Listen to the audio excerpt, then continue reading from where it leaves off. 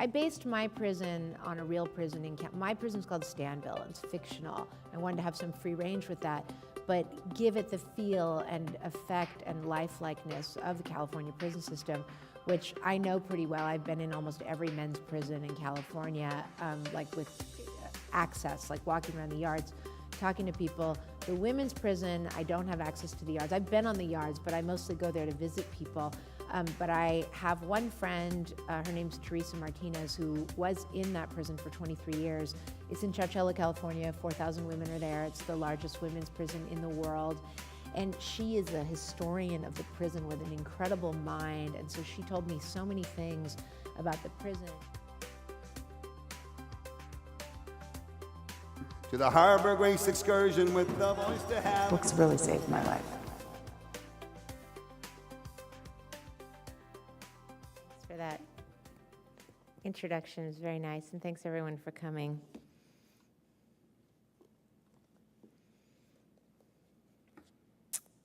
I'm going to read a little passage from my new book. I don't know if anybody in the room has heard anything about it. Probably not. It just came out yesterday. I mean, you laugh, but I've heard a lot about it, so. I get really bored when people give a long setup to what they're going to read, so I'm not going to do that. All you need to know is that the narrator is a young woman who has been given a life sentence in a California prison. And she is in administrative segregation, which, for those who don't know, is the jail of prison. Prison also has a jail, and it has a prison. The prison of prison is the secure housing unit called the SHU. And then there's the free world inside prison, which is just general population. So she's being punished extra. One other thing is that it's a women's prison, but not everybody in a women's prison identifies female, and one of the characters, Conan, identifies male. If that's confusing to you, I've just explained it. Is there water? Oh, it's over there. No, I'll be fine. I just have to know where it is. Our once weekly yard time was not a real yard, just the ADSEG yard, a small concrete area wrapped in razor wire. But we got to see Conan out there on his own adjacent razor wire concrete patch. Conan did push-ups and talked to me about cars. It had started when Conan asked where I was from. Frisco, huh, he said, where they were doing that extended axle thing back in the 90s. Pokers. Man, you guys have something to answer to. To say Frisco is as goofy and wrong as an extended axle, but Conan was right.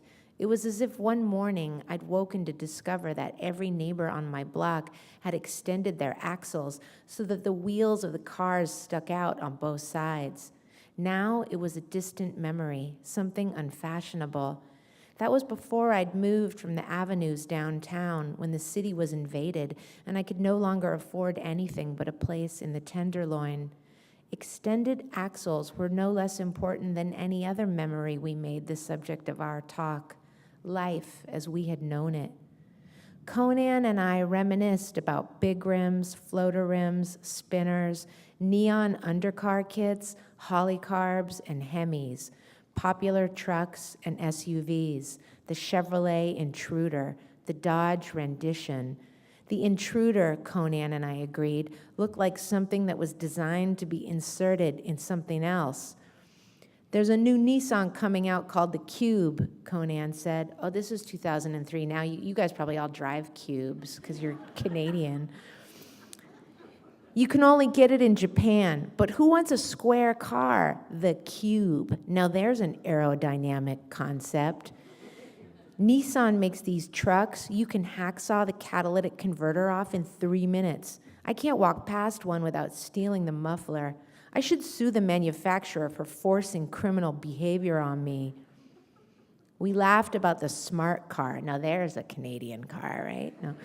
Those look to me, I'm sorry, I don't know why I'm making fun of Canada. That's so lame. Those look to me like probably everybody does that. It's just because America has so much to brag about, especially right now. We laughed about the smart car. Those looked to me like the cap on a furniture leg, a blunt vertical thing that scooted around. What did you drive? Conan asked me. 63 Impala, I said. Dang. Hell yeah, my friend Sammy said. That's my girl. But the moment I said it, the fun cracked to pieces. I had no car anymore. You know what I hate is when people put open headers on an Escalade, Conan said, as I tried to steer my thoughts back, to listen, to not care about anything. Fuck Escalades. Something about them is plastic, cheap. I'd take an Eldorado, though. The 70s is the end of good American cars. We used to make trucks in this country. Now, we make truck nuts. Those ugly things dangling over the road at 80 miles an hour, I didn't know they were called that. The idea that men would want to display an artificial scrotum, the most fragile part of a man's body, on the back of their trucks, I said it made no sense, and Conan agreed. Where is the pride in towing those things from a bumper? If I was a dude, I'd tow a big-ass trailer with a Harley on it, Conan said, or I'd just ride a Harley. I heard you bragging to Sergeant McKinley that you do ride a Harley, I said. That's what I mean. If I was a dude, I'd be like I am right now, except not locked up. Sammy told us she'd owned a Trans Am at age 15. Her dealer and boyfriend, Smokey, had given it to her. I know a Smokey, Conan said. I did too, not personally. The Smokey I knew of was Smokey Unick, the NASCAR builder. Smokey Unick was someone Jimmy Darling and I had bonded over. Smokey Unick cheated in all of his NASCAR innovations, but everyone else did too. Also, when he was a young stock car racer, he raced with one arm out the window, resting on the sill. Smokey Unick had swagger, but Smokey Unick was dead. I was in prison. Jimmy was wherever, with some other woman, no doubt, and whoever the other woman was reminded me of what I was not. Conan said, "It ain't Smokey from Bell Gardens you're talking about, is it?" It was, Sammy said. Smokey was your boyfriend? I'm from Bell Gardens, and the Smokey I know is a she. I didn't know that when I met him, Sammy said. This fine-ass guy wearing, what are they called, the little white shells around his neck, shows up and we're partying. He's got a bottle of PCP, and the next thing I know, I'm in a motel in Whittier, and it's 2 days later. Puka shells, Sergeant McKinley yelled over the PA. He was in the program office behind one-way glass, listening to our conversation with long-range microphones. I wake up with no memory of how I got there. I'm covered in hickeys, and this person, Smokey, is sleeping next to me. We're both like, we don't have our clothes on. I peek under the sheet, and he was the same as me down there. I was shocked. We were together for 2 years after that. Smokey could hotwire any vehicle. She would steal a car, we'd party in it, wipe off the prints, and dump it. Once they were in a fight, and Sammy was trying to buy heroin at the hamburger stand in Compton. Smokey came revving up in this horribly loud cement truck, the mixer on the back revolving full tilt. Sammy yelled over the grinding noise for Smokey to shut it off. I could not score with a cement mixer next to me, so I started walking away to lose her in that noisy thing, and Smokey's driving at the speed of my walking. No dealer was going to sell to me creating a scene like that. I'm yelling, turn it off, what's it called? The spinning thing. And she's going, I don't know how. All she could do was put it in gear and drive it. We were yelling at each other, and finally I got in so we could fight in private. We go driving around in this cement mixer, and we're starting to get along. I'm not mad anymore. The driver had left his lunchbox on the seat. I opened it thinking I'd drink his juice and eat his sandwich, whatever he had in there, and inside the lunchbox is the dude's wallet. Smokey and I got in a fight all over again. She had this crack idea that because she hotwired the cement mixer, the wallet was hers. Nuh-uh, sorry. I took the cash and got out. Our relationship had a lot of drama to it like that. different ideas on things. Thanks. Okay, Rachel, thank you very much for that reading. Beautiful. Now, just a little housekeeping on my part. You're not a novice when it comes to a book tour and the grind of that. It's certainly thrilling. You get to connect with your readers. You get to develop new readers for your work. But I mean, in the next 6 weeks, you are visiting several cities, several countries, and tell me, what is the one question that you do not or dread being asked 12 times a day? So we'll just get that out of the way. I don't have a particular question I dread being asked. Yeah, I mean, maybe this sounds like a soft or sentimental answer, but I try to take the good question from any question I'm asked, you know, and answer that. Because that's really what an interviewer, they're just looking to prompt you, right? So you're supposed to like throw them a bone and not be like taking their question apart or asking for a better question. I mean, actually, there is a question I'm not really keen on answering. I just remembered, but it's just, and it's in a different category than any other question, and it's when somebody from the audience asks you about like Trump and Pence, and they go on and on and on.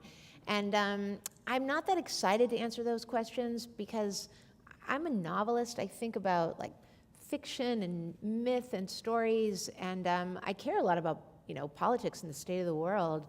But I don't see what would give me any more right to, you know, go blathering on about the state of politics than anybody else. I'm just like a regular person with opinions. So that's like one area that I'll just cross out a couple here. Okay, we're good. How does the reception, or does the reception to your work and to you change when you travel? Well, once people meet me, they fall in love with me. Wherever you go, no matter what country, no matter what city, just immediate. That's good. That's really good. No, I don't know how to answer that question. I mean, you know, it's all very abstract. It's incredibly lucky to be able to go places, and I try not to become jaded to the good fortune of that. It's different. I mean, it's wonderful to just like go on vacation with your family somewhere, but it's a special thing to arrive in a city and there are people there waiting for you who read books. And like when you go to Europe, when you go to Germany, they have these state-funded places called Literaturhaus. And they're elegant. It's like in America, if something is state-funded, you know, you better like bring a gun. I'm joking, but you know, the state-funded literature houses in Germany have these huge chandeliers, and they have a bar, and they have a bookstore, and it's an event for people. And this is a civic, you know, tradition that they do there. So it's wonderful to travel to places like that. So I don't need to tell you, but I'm just going to tell you in case anyone needs a reminder. 2008, Telex from Cuba. Your first novel, it's a finalist for the National Book Award. I'd just stop there. If that were me, I'd just be paralyzed by fear. Like, where do you go after that? But then you go to your second novel, 2013, The Flamethrowers, and again, a finalist for the National Book Award. How do you keep going? Like, is there ever like a paralyzing fear that now you have to, with every book, it's got to be that such a massive success, literary success? That's an interesting question. I was thinking of like three different things. I mean, you know, for me, that's all pretty abstract. Yeah. And it's a great honor to be nominated, but, you know, there's a certain amount of chance in some of this. Like, there are a lot of wonderful books that don't get much coverage, that deserve much more attention and don't get it. And I don't ever think that it's a perfectly clean and transparent meritocracy where, like, I wrote one of the best books and that's why I'm getting the best response. I work the way that I feel I need to work at the time. And really, I try with each book to totally destroy my relationship with my publisher so that they'll never publish me again. I say that half kidding, but what I mean is that I write the book I want to write. Yeah. and I don't ever think about readers. And like with the flamethrowers, my husband was like, this is it, that you will never be published again. And then we thought that with the Mars Room, because it has some tough stuff in it, and now I'm going to write a novel about the mating of Neanderthal and Cro-Magnon man. Does that sound good to you Is that guys? a true story? Maybe, yeah. I just thought like a pre-language novel would be really funny. Like a lot of like grunting and sign. No, I don't know. Now they think that maybe like intelligence and language actually comes from Neanderthal. And you the can idea trace that your they Neanderthal made it DNA. is just awesome. Yeah. I want to find out how much Neanderthal So I have just in think me. about that love scene for a minute. That would be vivid. But so like about prizes and stuff like that. I mean, well, I didn't win the National Book Award. My son was like, so you lost twice. And also, we had just watched Talladega Nights. Has anybody ever seen Talladega Nights? I mean, come on, it's such a great like critique of capitalism. I love that movie so much. But as Ricky Bobby says, if you ain't first, you're last. That's a very specific way of looking at it. Okay, one last thing about all the praise. Because is it also surreal and even abstract to read the things that are written about you by, I'm assuming, writers and journalists with whom you're familiar in publications that you probably read? Like some incredible thing, like what's that like? So what I do is I tell people that I don't read any of that, and then I secretly read it, and then I pretend I didn't read it. Yeah. Thank you for being honest. You don't read the reviews. I sometimes will skim a little bit, but it's really better actually not to read them. Mm-hmm. I read more of them with other books, I think, and it's I don't know. I mean, my relationship to my own book is personal, and I finished the book and turned it into my publisher, I guess, about 8 months ago at this point. And now I've moved on to other realms, and I'm trying to learn things and do things for other people and read. And so reading about myself, I mean, that could really make me stupid, I think. And, it's like kind of cretinizing formula if you're just reading reviews of your own. It's wonderful to be reviewed, but I don't know what I would learn from the reviews. And also I'm kind of sensitive, so if they said something petty about me, my feelings would be hurt. And it's better just to keep moving forward. That's really good advice. One of the things that's often said about you is it's complimenting you on what a vivid writer you are. And has anyone here read The Flamethrowers? If you've, okay, good. Oh. Well, in it, just for those who haven't, it takes place in the 70s, kind of between two worlds, one in New York and one in Italy. And Reno, who is a young sort of conceptual land artist, earth artist, you describe her art, or what she wants to make. She heads to the Bonneville Salt Flats, and she's on her motorcycle, and she wants to photograph the tracks on the beautiful, beautiful landscape of the Bonneville Salt Flats. So the way that you describe that in the book, I wanted to see this work realized. There's no question in that. That's just a comment, I guess, to let you know that you are an incredible writer, and I'm fangirling a bit here. So with the vividness, I'm hoping you can paint a scene for me, because I'm always fascinated by sort of a writer and how they get the SHIT done. Like, paint a picture for us. What time are you waking up? Are you sitting at the same desk every day? Are you coffee, tea person, morning, night, country house, apartment, pajamas? I know all the writers work in their pajamas, so that joke has just become so boring, right? They're like, well, just like this, except I'm in my pajamas. No, but back to the example that you gave is interesting, because the scene takes place at the Bonneville Salt Flats, which is on the border between Utah and Nevada. And it's a very unique place because it's so broad and flat that you can actually see the curve of the earth there. And it is made out of salt, and in the winter, it fills up with about 6 inches of water, like a gigantic, shallow bowl. And I used to go there every year with my family, driving through. And my dad is into cars and motorcycles, and so I've probably inherited it from him. I'm into them too. And then when I went to write this book, I had like a lifelong obsession with this guy, Craig Breedlove, who was the world land speed record holder. My brother had a copy of Playboy magazine that had a really long interview with him in it. And believe it or not, I stole that magazine for the interviews. And so I was really into Craig Breedlove. And then when I decided to write this book, I got this idea that a woman would go there, because I rode motorcycles and thought she would go. And so I went back to the Bonneville Salt Flats just to soak in the environment in a more directed way than I had as a child. And I went during what's called Speed Week, which takes place in August. It's very, very hot there. And the ground is bright white, hard salt. And so the sun is hitting the ground and then bouncing back up and just burning holes in the backs of your thighs. It's very hot, but it makes this kind of light that gives stunning contrast to the colors of the vehicles and the metal of the engines and the people in white working on vehicles. And so it's easy to make that cinematic because there's just so much to see there. And it's open pits, so you just walk around and look at everybody and soak in the environment and watch these motorcycles and cars take off from the start line, and then they just disappear into the distance, and there are oil lines painted on the side of the tracks that go way, way off.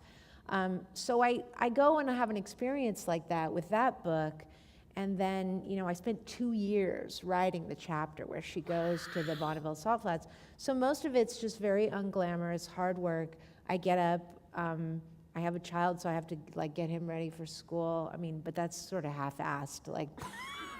They feed him free lunch at school, so I don't make his lunch or anything. And he takes a school bus, but I get him on the bus. And then I go to my office, and my husband does half the time, so we're half and half. And then I go to my office and I work, and probably everybody says this, but not every day is easy being a writer. Maybe there's some writers in this room. Most of the time, it's challenging and it's hard. But then once in a while, a gift comes to you, and something cool falls out, sort of whole, like whole cloth. And my personal philosophy is that I have to be there and ready in case that happens. So I put in the hours, day in and day out. But these small pieces of real life that I experience on rare occasion, I cling to, and they are usually enough. And then I kind of, I try to honor them by building them in language, and it's a process and it takes a while. I just read an interview, I bet some other people here have as well, between two other great authors, Zadie Smith and George Saunders. Zadie interviewed George, and they talked about the writing process and how— Here in this room? Not in this room. Oh. It was in Interview Magazine. It's a very long-form piece, and it was fascinating because she got sort of down and dirty about admitting about the writing process, how difficult it is. And she said to him, she often feels in the middle of a novel, what's the point? Why am I doing this? Why should I keep going? And it brings her very little joy. But then, exactly like you, she said there are these brief moments where it's enough, it's almost like a carrot, it's just enough to keep you going. Does it, but this with being your third novel, does it get marginally easier? Well, in a certain way, yeah. I didn't read that interview. My earring just fell off. I didn't read that interview, but it sounds like I may have a slightly different experience. Of course, we'll lose faith once in a while and cry or whatever, but I never consider giving up on a book. And it would be hard for me to imagine that happening. And I think that I have this idea of what the experience of writing a novel is. And even though each one of my books is really quite different, and the new book tonally is totally different than my last book, but each one as an experience for me has been for me a kind of filter on life, so that I'm thinking about the world and looking at the world very much through the lens of this set of matrices I've built, which are the novel. And so I'm just sifting everything as, will this teach me something I want to understand and ruminate upon more deeply in order to write this book? And so life flows into the novel and not really the reverse, if you know what I'm saying. So if there's a problem with the book, it's not the subject matter of the book. The problem is with me. So I will continue on that track of writing the novel until I solve the problem. But I would never say, oh, that novel wasn't working, so I'll just think up a new idea. The problem is not with the idea. The problem is my angle or approach to it. And to answer the second part of your question, having written, I mean, I hope this continues this way, but having written 3 novels, I feel like I know on some deeper level that I can do it, even though it feels impossible. And it's a protracted engagement. It takes me, for some reason, exactly 5 years to write a book, which isn't that much time. My last book came out in 2013, now it's 2018. Maybe Telex from Cuba took longer because it was my first novel. But over that period of time, there's doubt and there's excitement. But the protracted time is necessary because the book, for me, as an experience, becomes like an accretion of things I was able to do on days when I was smarter than I actually am. And so the book should be a product of that. It's not like I did my best on an average day. It's all the best days where miraculous things happened and I waited for them, and then finally you have a book, and that's not something you can rush, but there is some deeper faith that that will happen with patience and perseverance. Really nicely said. So let's talk about the Mars Room. Sure. Did the idea for this, I'd read that in 2012 you set out to learn everything you could about California's prisons. That's right. And so in 2012 you're starting to do this. May I ask why? Yeah, well, I've always been interested in the way society is structured. I mean, I'm sure a lot of other people are too. And my parents had known people who'd gone to jail and prison, like especially during the Vietnam War and then after. And I had grown up with somebody who ended up going to prison and just had a very dark destiny and later died, and it really haunted me. So there's that in it. But I live in Los Angeles, right close to downtown, where we have a massive criminal court complex called Clara Shortridge Faults. And near it is a massive jail complex, the Men's Central Jail in Twin Towers.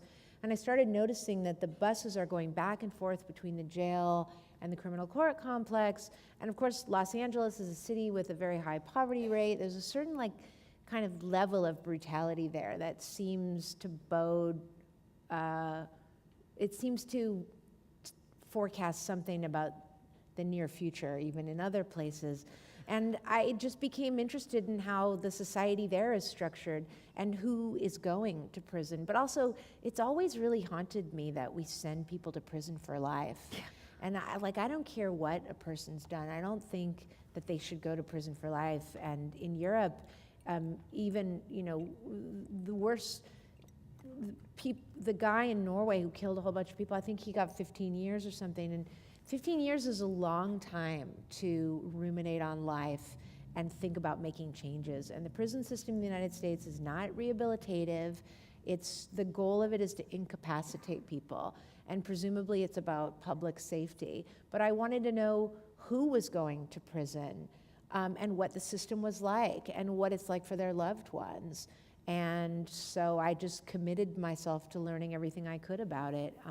And the more I saw, the more questions I had. I started going to the local courthouse near my house. I was very taken with this, not taken with, but interested in the way that court is this theatrical, open structure, and anyone can walk into a courtroom and watch a proceeding, even if you don't know the person. You can just watch arraignments, and you don't know anything about these people, but you watch them meet their public defender for the first time, and then go before the judge, and then the judge makes a decision, and then they're taken back to jail, and they may appear again. But once people go through the whole court trial process, which is public, then they are quote-unquote remanded to state prison and effectively invisibilized because they are taken many hours up into these deep tracts of rural industrial farming.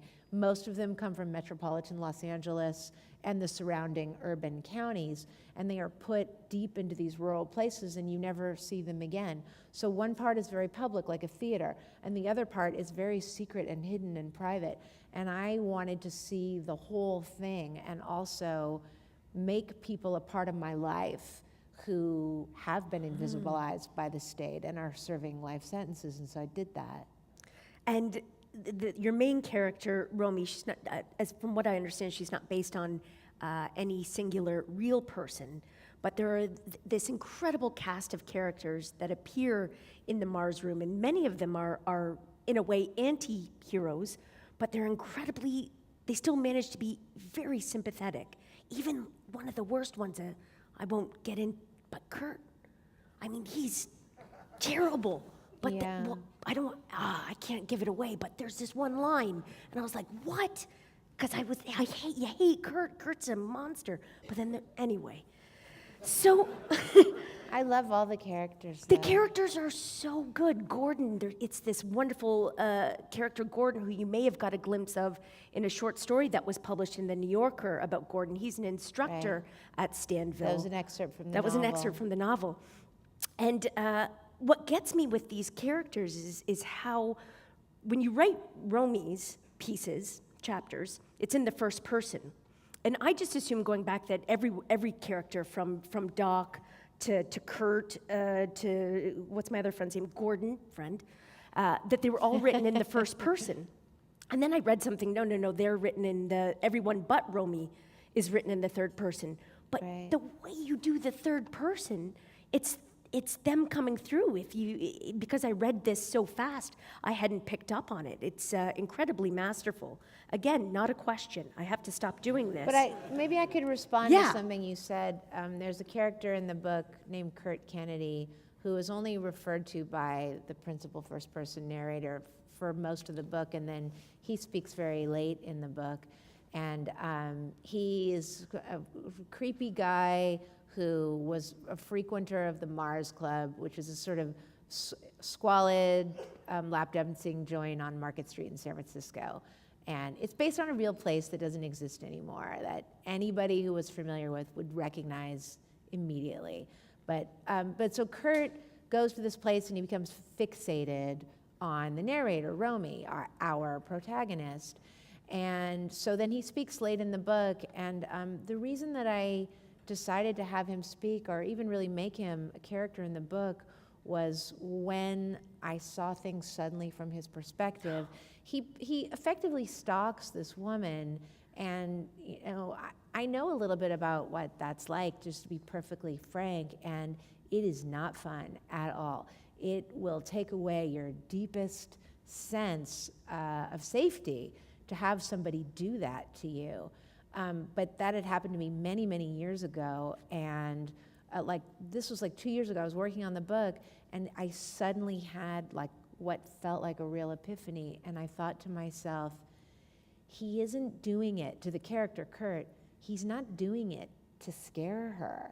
He's doing it because he thinks that's what he needs to get what he wants. And all of us have been in a situation where you become fixated with somebody, you're infatuated. And that is a form of stalking on some level, even if you're just doing it mentally. The desire to know and keep track of somebody with whom you are not in an intersubjective romantic relationship. So I thought about it like that, and his humanity came to me, and I really wanted to write him when I realized that, because it felt like something true. Like he's not doing it to harm her. Wow. You have to read this book. Some of the details, some of the prisoners, besides Romy, did you use details from the people in prison? Any of the details or the stories that they had given you? Like there's one very specific one about the sandbags that are sewn in prisons are only sewn on death row. Yeah, that actually is a very real detail. I mean, I needed to learn about the interworkings inside this. I based my prison on a real prison my prison's called Stanville, and it's fictional. I wanted to have some free range with that, but give it the feel and effect and lifelikeness of the California prison system, which I know pretty well. I've been in almost every men's prison in California, with access, like walking around the yards. talking to people. The women's prison, I don't have access to the yards. I've been on the yards, but I mostly go there to visit people. But I have one friend, her name's Teresa Martinez, who was in that prison for 23 years. It's in Chowchilla, California. 4,000 women are there. It's the largest women's prison in the world. And she is a historian of the prison with an incredible mind. And so she told me so many things about the prison and the administrative segregation unit, the jail of prison where women are put to be punished, is above death row. Death row is, there's only one women's death row in California, and it's held at Chowchilla. And they treat these women like if they move somebody from death row to the nurses unit, they have sharpshooters on her, and everyone on the main yard has to be lying flat on the ground because it's like an emergency situation. And it's just like this 78-year-old woman on death row who like has clouds of mildew coming off of her. I mean, they're just these very old people who are stuck in this part of the prison where no one will see them. So they work down there. And because my friend spent a lot of time on administrative segregation, she knows all about death row because they share air vents and develop very intimate talking relationships. And she said, I said, do they work on death row? And she said, yeah, they work down there. She said they have 6 sewing machines and they sew sandbags for flood control. So that's all they do is sew sandbags for flood control, just this like repetitive motion. And when I heard that, I felt like I was getting a glimpse of like the greasy boiler room of the state system of, carceral control. Yeah. It felt actually claustrophobic in many moments reading some of those scenes, and especially Romy's case, who's doing a back-to-back life sentence while her young son is on the outside. Those were harrowing moments when the realization of what's happening strikes her and then in turn strikes us. Were those passages difficult to write? Yeah, I guess so. I mean, that happens to people, and I've talked to people inside who hear somebody else on the phone it is also, I read, so it's a funny book too. It's not, I think it's not good art just to sort of like shove misery in people's faces. But I've talked to friends who will say, somebody is on the phone with their family or with somebody else trying to react to a situation over which they have no control. And I think it's agonizing for people. And a lot of people end up cutting off their family and don't even want ties because it's too hard to concentrate on the outside and the day-to-day of the inside simultaneously. But to answer, I guess it was hard. The end was especially painful for me to write, so. I have so many questions about the end, but they're selfish, so we can't talk about them right now. But let's talk a little bit about Gordon, who is the instructor, who moves into a small cabin, I think a cedar cabin, maybe in the woods. And so when you kind of hear about that, you think, oh, kind of like Thoreau. Or you think, oh, kind of like Ted Kaczynski. And indeed, Gordon asks himself, why was Thoreau and Ted Kaczynski was Ted? And that, you even include some excerpts from Kaczynski's diary, which are sort of peppered throughout the novel in perfect spots to sort of give pause and think about this. And this could be a reach, but is there that question, why is Thoreau and why is Ted Ted? Is there anything there with women in prison? Why are, is it just a fuse, something that happens, a synapse fires that goes wrong, and is there any similarity? Was there any intentional similarity between that sort of comparison and then women in prison? Why are they in there, and why are we out here? No, but your question allows me to hopefully, answer that in a useful way. Well, let me start with the Ted Kaczynski and Thoreau. So the character Gordon Hauser is a failed academic who wanted to write a dissertation on Thoreau, but not everybody has the resources or the intellectual confidence or the family support to write a dissertation, and some people flame out. And he's one of those people, and needs money, needs a job, ends up working for the California Department of Corrections as a teacher, and they are always hiring, and they pay quite well. I mean, there isn't much funding for education in California. The UC schools, which used to be free, I was educated in them, now charge quite a bit of tuition and have had to make all these budget cuts. But the California Department, California Department of Corrections and Rehabilitation, they just added that R recently. They are constantly opening new lines of funding and getting, new money from the state. They're going to do mental health services in the prison, and they're going to do education in the prison. So he gets a job there, and his friend jokes to him when he shows him the cabin that he's rented, because he lives in the foothills of the Sierra Nevada, which is above the Central Valley. He shows his friend the cabin, and he says, "My Thoreau year," and his friend jokingly says, after looking at the pictures of this one-room cabin, "Your Kaczynski year." And so this comparison gets set up, or compare and contrast, between Thoreau and Kaczynski. And for me, it was directly inspired by the artworks of a filmmaker named James Benning, who's a friend of mine and does live in the Sierra Nevada above the Central Valley. And he has 2 cabins on his properties that are exact replicas of Thoreau's cabin from Walden and Ted Kaczynski's cabin from Montana. Wow. And it's a kind of complicated, conceptual art piece about transcendental thinking and solitude and nature, and then in the Ted part, misanthropy. And another artist bought for him, sort of as a kind of joke, all of Ted Kaczynski's diaries, which the FBI auctioned and gave all the proceeds to the victims, to the families of the victims that he hurt and killed. So he has these handwritten diaries, and they're written in numerical code.